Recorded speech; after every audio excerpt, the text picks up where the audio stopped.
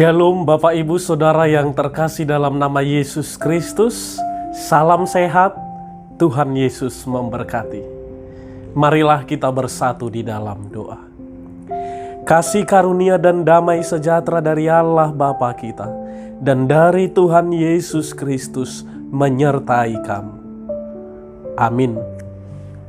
Saudaraku yang terkasih, renungan bagi kita pada hari ini sebagaimana tertulis dalam Injil Lukas pasal 12 ayat yang ke-15 berbunyi demikian.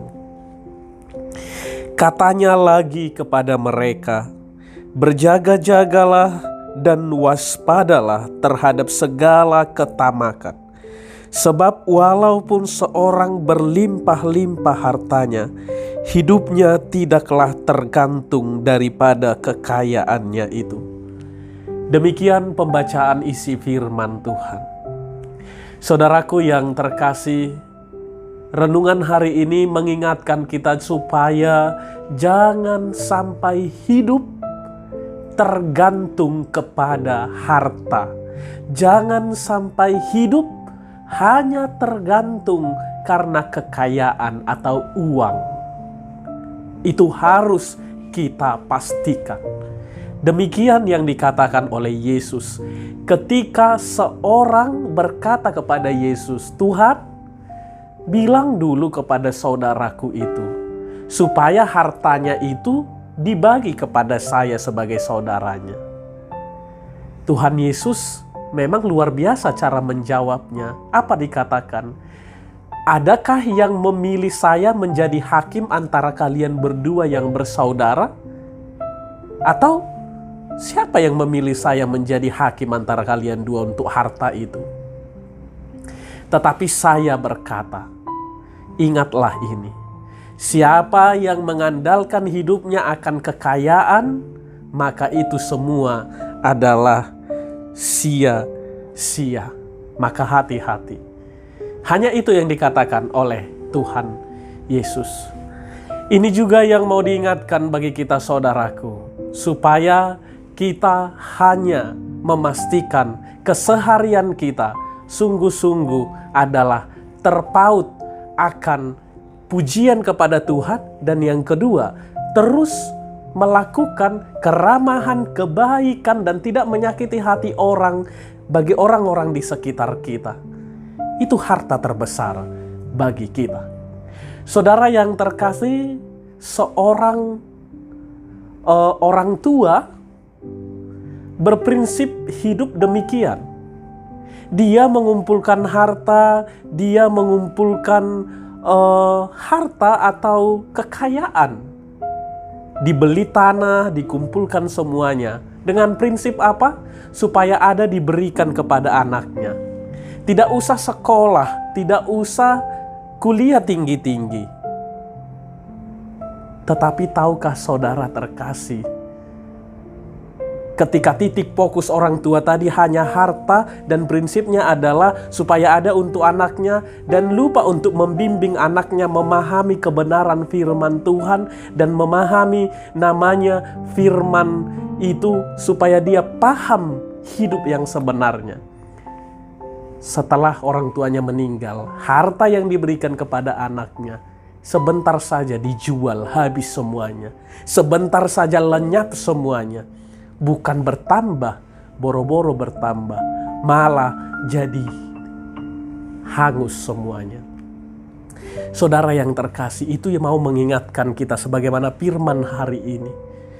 Jangan harta paling utama, tapi bimbing anak-anak, buat kehidupan kita sungguh-sungguh menjadi teladan, dan buat hidup kita menjadi teladan bagi anak-anak kita juga, bahwa bukan harta prioritas yang kita kejar, tapi adalah terus hidup untuk Tuhan dan melayani untuk sesama dan baik untuk orang-orang sekitar. Sekalipun sedikit yang boleh kita berikan, tapi kita tunjukkan teladan mau menjadi berkat bagi orang lain. Maka saudara yang terkasih, apa yang dicari orang? Demikian dikatakan lagu. Uang, siang, malam, petang juga. Apa yang dicari orang? Uang, uang, uang. Uang tidak salah. Dan uang tidak salah untuk dicari. Dan uang itu netral, tidak jahat, dan tidak baik. Tergantung kepada kita yang memakainya. Sama seperti pisau. Pisau itu akan jahat di tangan penjahat. Uang itu juga akan merusak kehidupan kita jika kita salah memahaminya. Dan pisau itu baik di tangan seorang ibu yang bisa mengiris bumbu dan mengolah menjadi enak. Itu baik, sama seperti uang jika kita kelola dengan baik. Maka firman hari ini mengingatkan, jangan sampai tamak, jauhi ketamakan. Kata ketamakan ini sama dengan rakus. Ingin terus, tambah terus, tambah terus. Pelitnya minta ampun. Kikirnya minta ampun. Apakah saudaraku orang-orang yang tamak? Tanya diri kita. Jangan-jangan kitalah yang dikatakan oleh Yesus.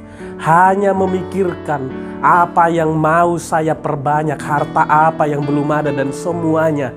Tetapi bagi orang-orang sekitar kita sering menjadi batu sandungan. Bahwa ketika juga diminta untuk menyumbangkan sedikit saja, kita orang yang paling duluan protes. Hati-hati, kenapa Yesus katakan demikian? Dia mau mengkritik kehidupan kita orang percaya supaya jangan seperti itu menjadi orang kaya yang bodoh. Orang percaya yang bodoh. Karena apa? Memang benar Yesus juga mau katakan semua pasti berlalu. Jelas kehidupan dari saudara kita yang telah terlebih dahulu dipanggil oleh Tuhan, baik yang punya harta, baik yang tidak punya begitu banyak harta, toh tidak ada bisa dibawa apa-apa. Maka saudaraku yang terkasih, jangan jadi pesimis, tapi tetap optimis. Kalau kita belum punya harta banyak juga, ini menjadi semangat luar biasa bagi kita. Bahwa memang tetap menjadi berkat dan dibalik harta yang diberikan Tuhan juga kepada kita pada saat ini ada tanggung jawab di dalamnya. Bukan hanya untuk perut kita, bukan hanya untuk diri kita. Tapi ketika kita semakin diberi oleh Tuhan harta kehidupan, maka kita harus memahaminya untuk berbagi dan menjadi berkat bagi orang. Tuhan Yesus menguatkan kita untuk terus mengevaluasi diri. Mari kita arahkan firman ini kepada diri kita dan bisa berubah lebih. Bukan dulu kepada orang lain, tapi kepada diri kita. Tetap semangat saudaraku, di masa pandemi sekarang, Tuhan tetap dekat bersama dengan kita. Amin, kita berdoa. Bapa kami di dalam sorga, terima kasih Tuhan, Engkau menuntun kami dengan firman-Mu, di mana kami harus menjauhi ketamakan, di mana kami harus bisa juga menjadi berkat bagi orang. Jangan harta mengatur hidup kami, tapi kamilah yang mengatur harta yang ada dalam diri kami, sehingga kami bisa memakainya sesuai dengan firman Tuhan. Tuhan benar bahwa tidak bisa kami bawa harta yang kami miliki itu. Oleh karena itu Tuhan, selagi Tuhan berikan kami kesempatan, biarlah kami menggunakannya dengan baik dan berbagi kepada sesama kami.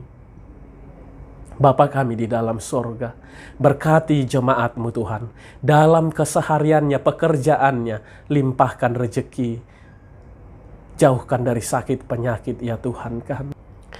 Bapa kami di dalam sorga, sertailah seluruh jemaat-Mu yang dalam keadaan sakit dan dalam proses pemulihan.